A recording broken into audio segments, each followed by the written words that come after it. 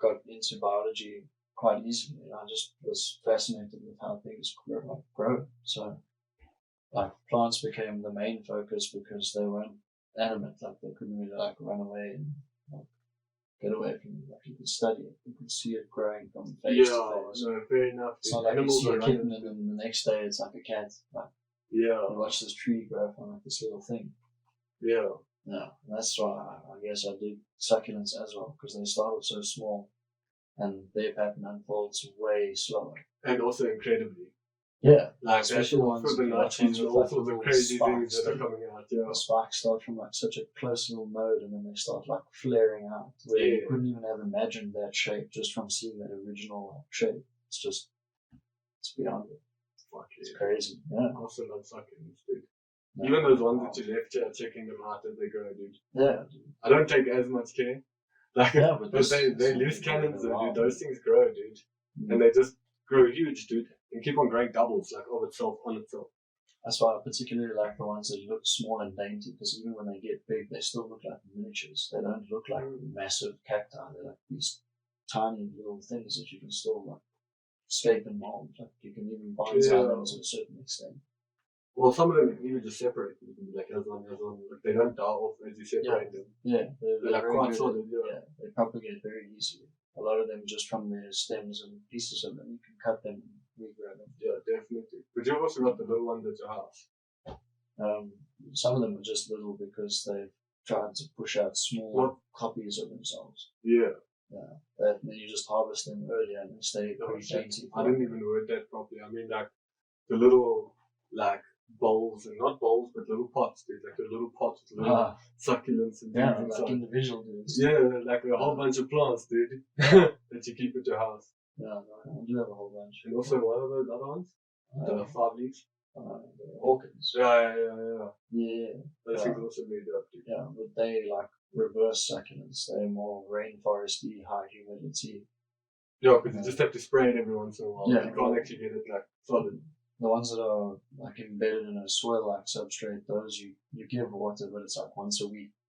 But it's so humid inside that little container that that's what they stay alive on. It's more the humidity than the water. Yeah. And they're also real beautiful. You can get them to bloom multiple times a year. They're not really like cacti that wait for like the end of the year or like a winter time to maybe bloom. These guys, if you treat them right, like 3-4 times a year, you get flowers. And they're crazy, like bright colors. Oh, wait. Yeah. Yeah, dude. Because I saw it once when you got them, when they flowered. Yeah. And then after that, now I'm still waiting for the second round, dude. Yeah. Although you did save that one flower from that one, you just made the one. Yeah, pushed out the one. That one little flower, dude.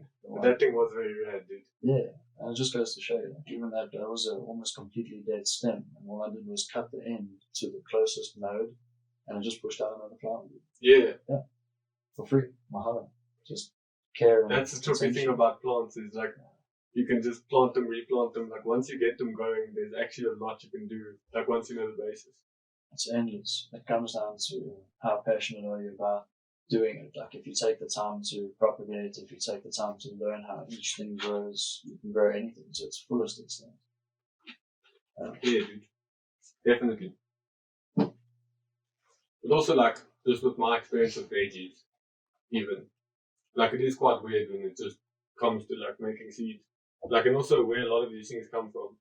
It's cool to see it happen. I had no idea. It's not just a seed in a packet anymore that you throw in the ground. You watch this thing growing, like, wow, that's where the seed comes from. And then you watch all these leaves come out of it, and you're like, where the fuck is this thing coming from? Yeah. And then all of a sudden it's like, oh, cauliflower. Cauliflower. Wow, that's a crazy one as well.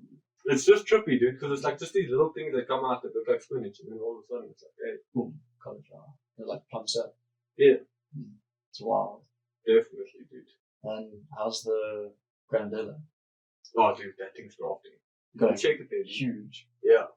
It's making vines everywhere, dude. I want to even make it vine so it makes like a arch. Yeah, dude, because it's going to look rad like that, dude. It's a real cool feel to have it go over you and the fruits hang so you can see them. Especially if the leaves will try to face up.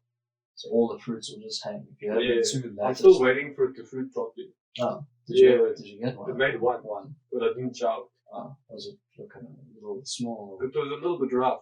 Like planting or keep it? I've kept it. I was going to plant it again. I don't know if I want to plant it here or like somewhere else. Yeah. Because that other one's already grafting, dude. I don't think I have to plant another one.